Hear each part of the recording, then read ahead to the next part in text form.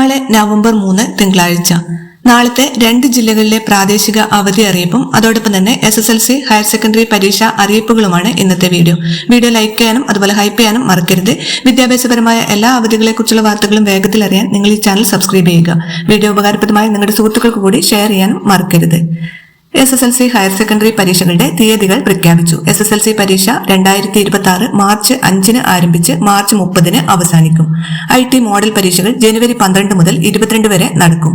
ഫെബ്രുവരി 2 മുതൽ 13 വരെയാണ് SSLC IT പരീക്ഷ. മോഡൽ പരീക്ഷകൾ ഫെബ്രുവരി 16 മുതൽ 20 വരെയാണ് നടക്കുക.